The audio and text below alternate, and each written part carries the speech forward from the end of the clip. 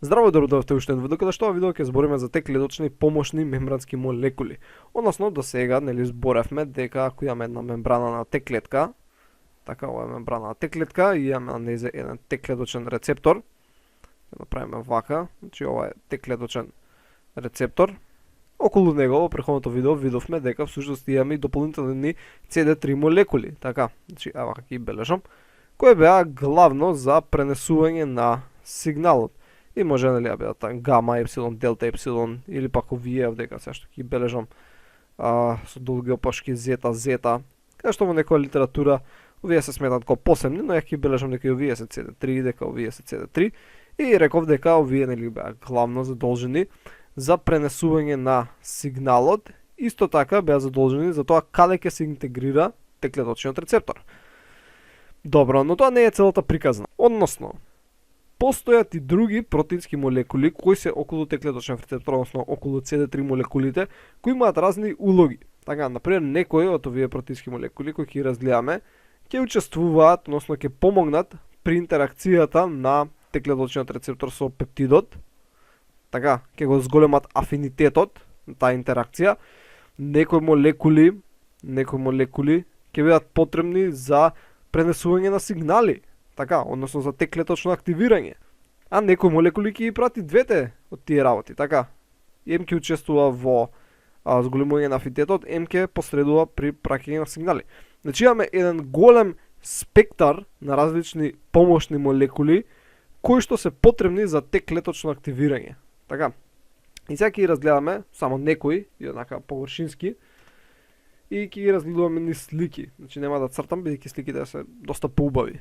Ќе би било многу потешко да се разберат преку цртање.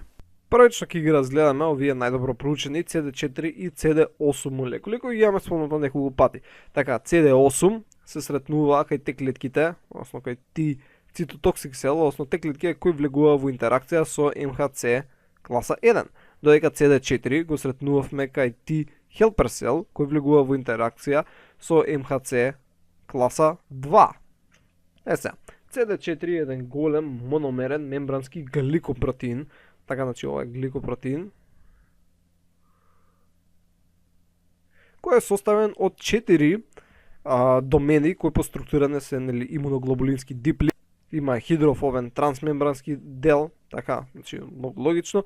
И има цитоплазматичен дел кој е богат со серин. Има серински остатоци, врз кои може да се врши фосфорилација и тоа ќе биде потребно за сигнализирање. Сега, CD8 е главно составен од алфа и бета синџири, така алфа и бета, некогаш може да биде од алфа-алфа, значи или е хетеродимер или е хомодимер на вакви синџири кои што се дисулфидно поврзани. Гледаме дека доле. Исто како Т клеточниот рецептор, тој беше исто дисулфидно поврзан во долниот регион.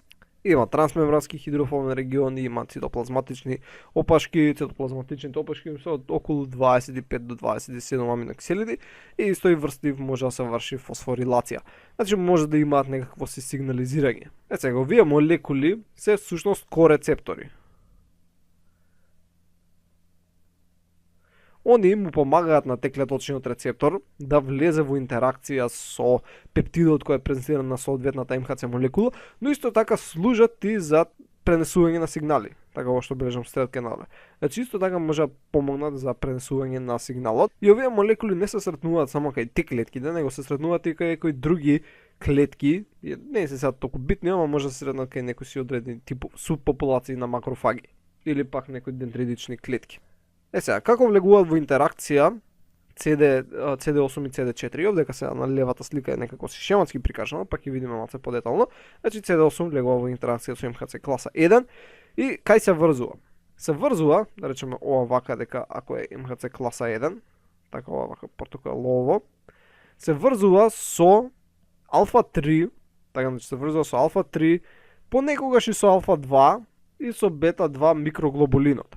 Така, значи тие беа региони на МХЦ класа 1. Сега треба да си видите подсетување. Ова исто го спомнав и тогаш кога зборев за структурата на МХЦ класа 1, дека CD8 се влегува во интеракција, се врзува на водници со алфа 3 доменот, алфа 2 и со бета 2 микроглобулинот.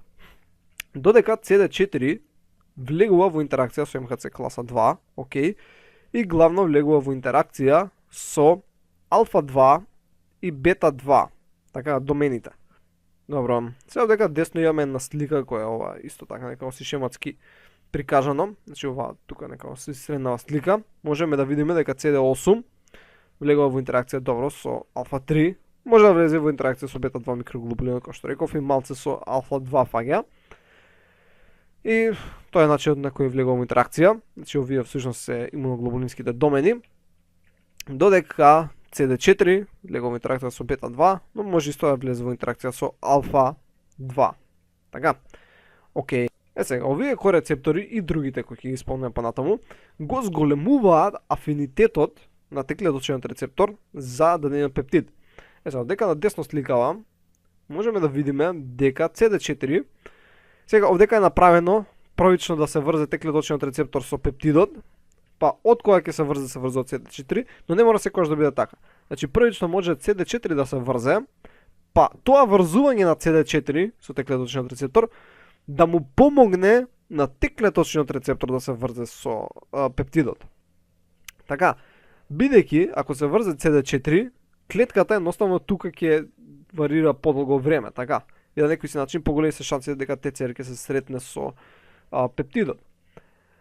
Значи, CD4 го зголемува афинитетот, односно ја намалува константата на дисоциација помеѓу теклеточниот рецептор и пептидот. И ова исто го прават и многу други рецептори кои сега ќе ги разгледаме. И овдека исто ни е бележано ова LCK PPE6. Ќе видиме тоа е понатаму битно за сигнализација, но кога ќе се сретне, значи CD4 се прикачило, така. И сега се прикачило, малце ќе се придвижи натаму, така за да бидат по-заедно, ко со рака го фатило од страна. Сега, кога ќе се придвижи, овој LCK регион кој се наоѓа доле на цитоплазматичната опашка, ќе се доближи до итам регионите на ZZ и едноставно ќе влезе во некоја интеракција и на некој си начин ќе се стврне таа врска на водници. Значи ќе биде посилна. Така, и освен тоа теклеточниот рецептор сега што ќе се врзи со пептидот, значи ќе има дополнителна рака кој исто така го држи. Така, со цел да ги задржи заедно подолго време. Ако може да ги задржи заедно подолго време, поголеми се шанси дека ќе дојде до теклеточно активирање. Значи таа рака, таа CD4 молекула или пак CD8, не е битно, служи за го зголеми афинитетот. Но исто така ќе праќа и сигнали. Сега ќе видиме, овдека имаме слика, ќе имаме вака лево, каде што гледаме колкав е афинитетот, или пак овдека е представена константа на дисоциација. Каде што антителата имаат многу по-ниска константа на дисоциација, односно многу по-висок афинитет наспрема теклеточни рецептори.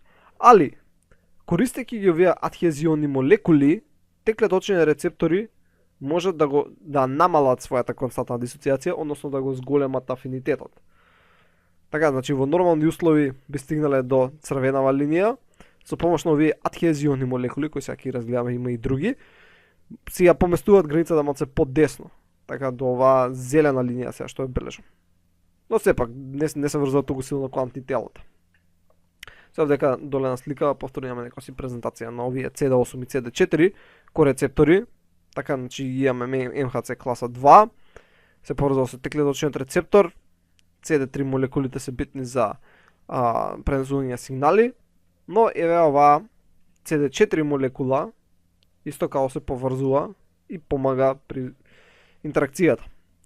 Сега, не се само CD4 и CD8. Така, значи тие се најчесто тие што се разгледуваат, но постојат и многу други. Значи овдека се имаме на слика каде што гледаме дека добро CD3, CD4 пренесуваат сигнали, CD4, CD8, но има и некои други, CD28, така, CD28, CTLA4, PD1, LFA1, има некои други, значи тука не се наброени, CD2 има до CD45 и така натаму и така натаму. Значи има огромен број на молекули кои учествуваат при овие интеракции на теклеточниот рецептор со пептидот од МХЦ.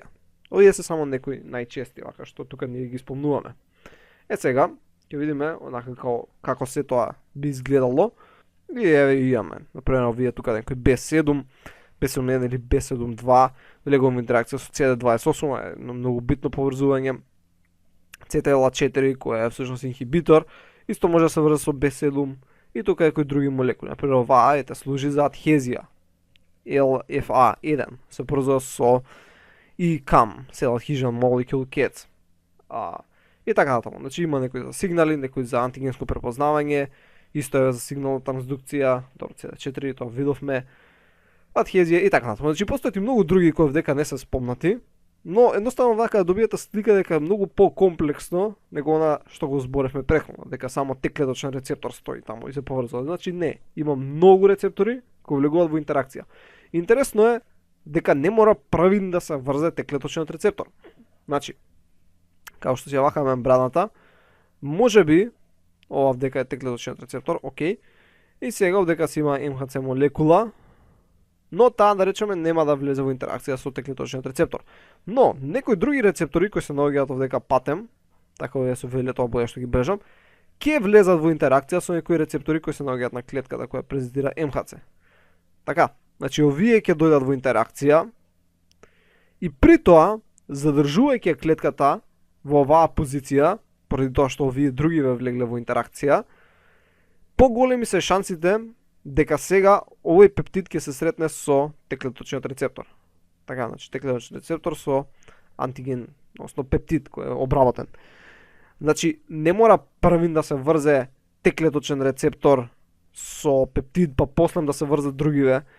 Најголем дел од времето дури се врзуваат првично другите молекули, па од кога ќе се врзат другите молекули, влегуваат Т-клеточниот рецептор да се поврзе со пептидот. Интересно е нешто што се случува, например, вака ќе направиме тука, дека првин имаме мембрана, имаме Т-клеточен рецептор, окей, имаме дека некоја си МХЦ молекула со пептид, окей, и да речеме дека имаме една акцесорна дополнителна молекула и таа дека влегува во интеракција со некоја си друга, или пак тука дека имаме CD4 или како и да е. Окей, и сега да речеме дека влезат во интеракција. Така влезат во интеракција и тука нормално CD3 комплексот ќе прати сигнали. Сега, дел од сигналите што ќе бидат пратени за производство на некои си цитокини. Така, за некои цитокини, некои хемокини, кај треба да бидат излачени, што како, кој е натрапникот и така натаму. Сега, дел од сигналите ќе бидат од тоа да се пратат нови помошни молекули. Така, и што ќе се случи? Едноставно ќе се пратат у наводници, го антропоморфизирам, но ќе пристигнат нови помошни молекули. Така, сега ќе се залепат овдека многу повеќе ќе се интегрираат. Зошто? За едноставно тие нови помошни молекули да влезат во интеракција, така што ова поврзување да трае што подолго. Значи, кога на некој начин, замислете си го вака. Првично, Т-клетката си шета и ќе најде на нешто и вика, аха, овдека има нешто. Океј, да не ни избега ова, зашто најдовме нешто, да не избега, направи нови ко јадици, ко лепенки, создади уште лепенки со кои можеме да се задржиме полго време. И точно тоа ќе се случи, ќе се создадат нови помошни молекули кои ќе влезат во интеракција со молекули од антиген презентирачката клетка и едноставно ќе успеат да останат полго во интеракција. Но, после некое време почнува се ова повторно да се распаѓа и двете клетки си заминуваат по свој пат. Така бидејќи не сакаат за секогаш да останат врзани. Треба да се сретне понатаму со другата клетка. Но за дел временски период, кога ќе се свати дека си има стварно нешто потребно, така кога Т-клеточниот рецептор ќе примети дека пептидот стварно е битен, или не, лошо некако се изразувам. Океј. Кога ќе примети дека нашол пептид кој е патоген и сака да остане полго време врзан со него, ќе ги направи, ќе прати еден од сигналите, ќе пратат молекулите, е да се создадат повеќе вакви помошни молекули. Океј, некако премногу се задржавме на тоа, не е тоа толку битно. Сега, овдека имаме повторно си некоја презентација на шематска, како се тоа изгледа. Тој систем едниот не е кај Т-цитотоксик, кај CD8 клетка, другата е кај CD4. Така, значи Т-хелпер и Т-цитотоксик. Сега првин кај Т-хелпер гледаме, имаме Т-клеточен рецептор со CD3 и ги имаме вие CD45R, R, CD28, CD4, CD2, кои влегуваат во контакти со LFA3, Cell Adhesion Molecule, CATS и така натаму, C22, B7. Значи има многу протеини кои може да влезат во интеракција. Нормално ние не ги проучуваме сите, ако сакаш ти тоа детално иди си там. Мислам навлези во таа литература многу подетално, има книги, има се истражувања. И ќе знаеш сите протеини. Мислам има накај 500 или 600 протеини, мислам CD протеини кои се откриени. Така што тоа е многу длабока проблематика. Добро, ова беше некоја основа колку да се здобиете однака дека постојат и други помошни молекули, нели да запамтите дека има CD2, CD2, LFA CATS, CD8, CD4 тие беа најбитни и други молекули кои може да посредуваат. Сега само ќе видиме на кратко како всушност се одвива сигнализирање. Сега овдека имаме една сигнална патека, нормално има многу повеќе, која ќе ја разгледаме. Значи имаме LCK која се наоѓа на CD4 или CD8 и која ќе се врзе со МКЦ, доаѓа во близок проксимитет со CD3 молекулите кои има итам региони и LCK може да ги фосфорилира, односно да им стави фосфори на тие итам региони. Сега, кога имаат фосфори, особено два им требаат на два тирозини, може да се врзе овој ZAP70. Така, значи ZAP70, кој пак, тој може сега самиот да се фосфорилира од овие итам региони, така значи сега имаме фосфор на него, и сега тој може да фосфорилира други молекули, некои адаптерни протеини, како LAT, например. Не е битно. Сега, кога ќе го фосфорилира тој LAT, некој адапторен протеин, на него може да се прикачува други адапторни протеини, така, и различни ензими, кои што понатаму може да активираат различни патишта, така, други сигнални секвенции. И ова е многу комплексни шеми се прават, значи, ова може да стане многу комплексно, но битното е да знаете дека постојат вакви сигнални патишта и да знаете дека LCK е битно дека се разоси и там со ZAP70. Натаму не е толку потребно. Мислам, ќе го изучиме малку подетално кога ќе збориме за теклеточна активација, но сега онака општо колку да имате во главата како всушност ова функционира. И сега овдека само лево да спомнеме два збора за имуна синапса. Што е имуна синапса? Едноставно кога ќе имаме поврзување на теклеточен рецептор со МХЦ и сите овие дополнителни адапторни протеини кои се наоѓаат наоколу, тие се распределени на одреден начин.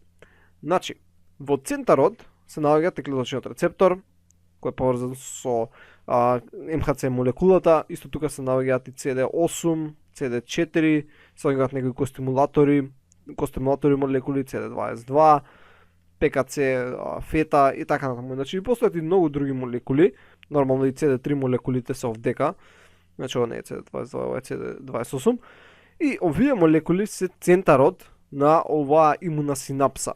И овдека близината на интеракциите е околу, така, близината е околу 15 нанометри, значи многу се близу.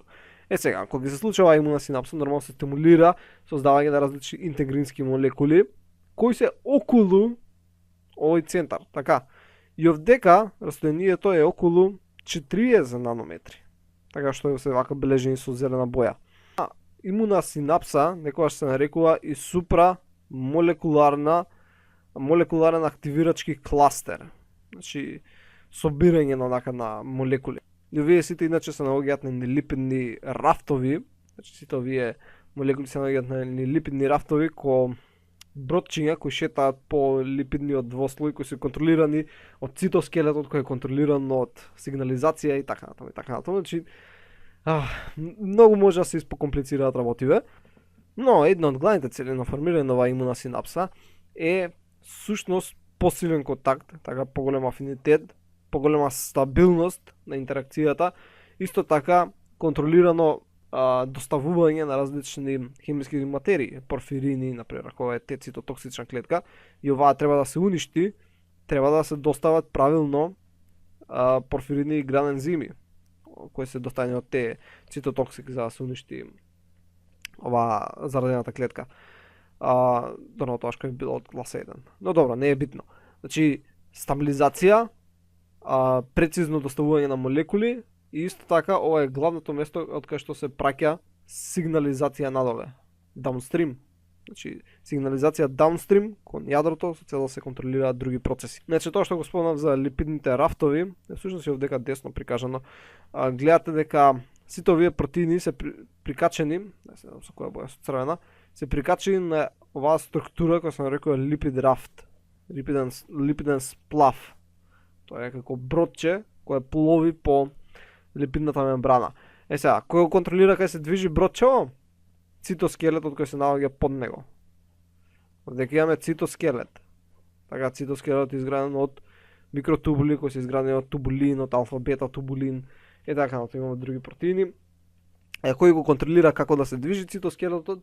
Тоа е преку други сигнални молекули и преку движење на тој цитоскелет се движат овие сплавови и при движењето на овие сплавови може да влегуваат во интеракции со други молекули и така натаму. И нормално овие процеси се случуваат и без да има никаква активација, они спонтано исто така се случуваат постојано.